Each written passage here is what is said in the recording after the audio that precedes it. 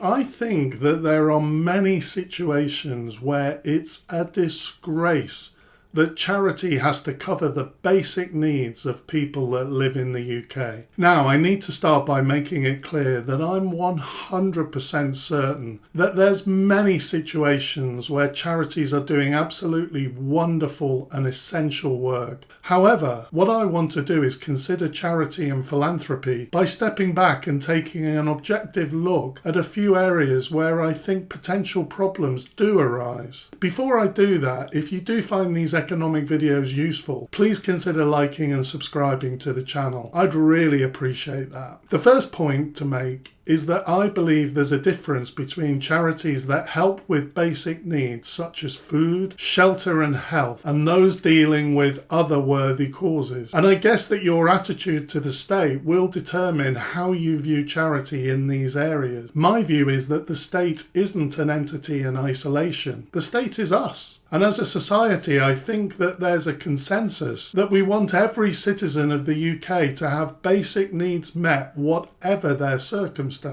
This is why I think that it's a disgrace that charities have to help with issues such as homelessness and poverty. I think that it's the role of the state to ensure that minimum standards are readily available to everyone. The fact that we have so many food banks, for example, is a terribly sad indictment on our society. I also feel that there's something very wrong with a situation where charity representatives use hard sell tactics on our high street to try and get people to contribute. I can appreciate that if you're running a charity, you may feel that the ends justify the means in terms of encountering difficulties in raising revenue. But I think that this is an indicator of a society that's neglecting its collective responsibility. For me, there's a clear difference between charities dealing with basic human needs and those dealing with causes that individuals in our society deem to be worthy. Examples could include the RSPCA or the National Trust. There are many charities such as these doing really important work, but I think that they can be distinguished from those charities that deal with basic human needs. The state needs to ensure that human needs are met so that we don't have to have charities dealing with homelessness or poverty.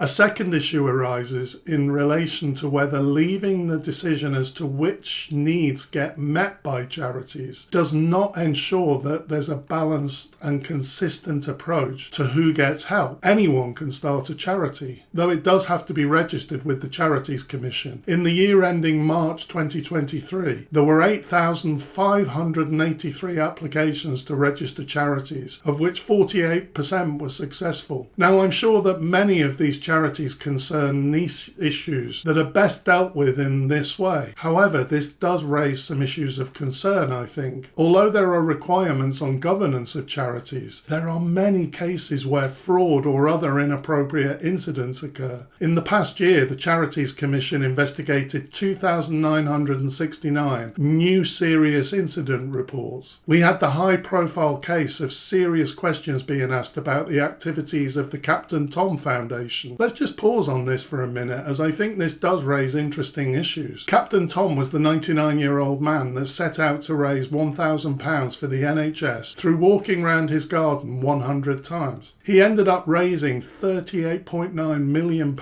which was given to NHS Charities Together. Now, I hadn't heard of this organisation, so I looked it up. On their website, NHS Charities Together says that it distributes money to 230 NHS charities. In describing its work, it talks about taking the pressure off an overstretched NHS, ensuring staff have somewhere to rest during busy shifts, and providing counselling support for those who are struggling with their mental health.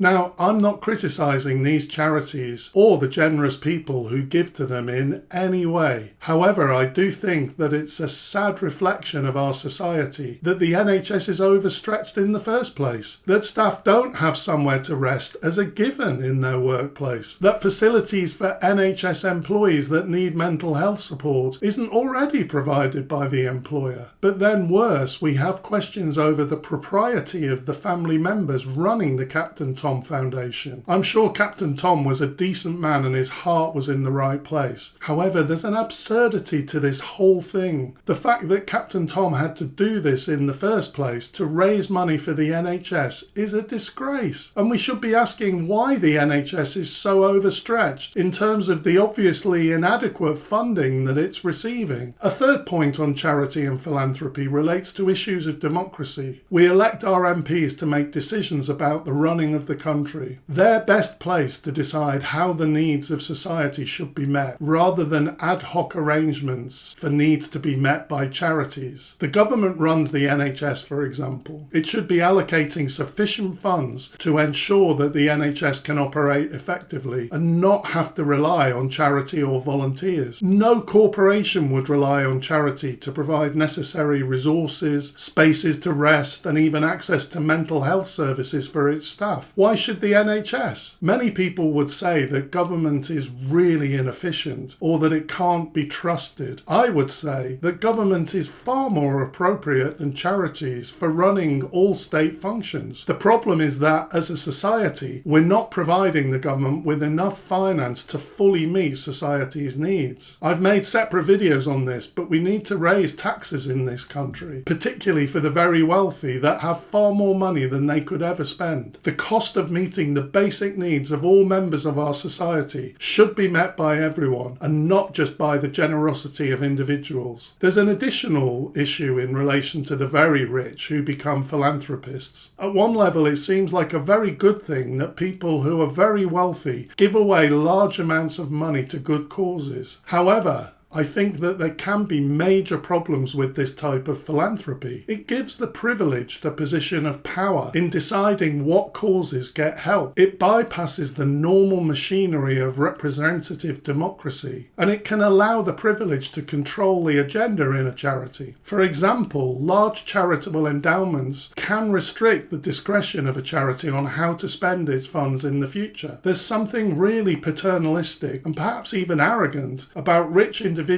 being in such a position of power as to deciding who gets help. By the end of 2022, for example, the Bill and Melinda Gates Foundation has spent $71.4 billion on various projects around the world. Again, I'm sure that a lot of what they've done is great work. However, I'm just uncomfortable that individuals can have such positions of power. I think it's fundamentally undemocratic. I think that governments should be working together collectively much more than they are to deal with global problems that require financial support. Oh yes, there's another point. Something doesn't quite sit right for me about some of Prime Minister Rishi Sunak's charitable donations. He's donated £100,000 to his old boarding school, Winchester College, and $3 million to an American college where his wife studied. Again, there's nothing wrong with this as such, but the very wealthy giving big sums of money to elitist institutions such as Winchester College, while many people in the UK are struggling even to survive, just seems to be in really bad taste. In conclusion, I think that the charity system in the UK needs a complete overhaul. We shouldn't have any charities dealing with basic human needs, such as shelter, health and poverty. The state should be ensuring that no one in our society is missing out in terms of these basic needs. I've identified a democracy problem in relation to rich philanthropists having excessive power in deciding who to help. I don't think we can do anything about this, and of course it is down to individuals to decide how they want to spend their money. However, I think we do need to tax the massive amounts of wealth that exist in the UK. In this way, we can ensure that it's our democratic representatives that decide who gets help rather than relying on rich individuals. Thanks for watching. Please consider liking and subscribing to the channel. See you next time.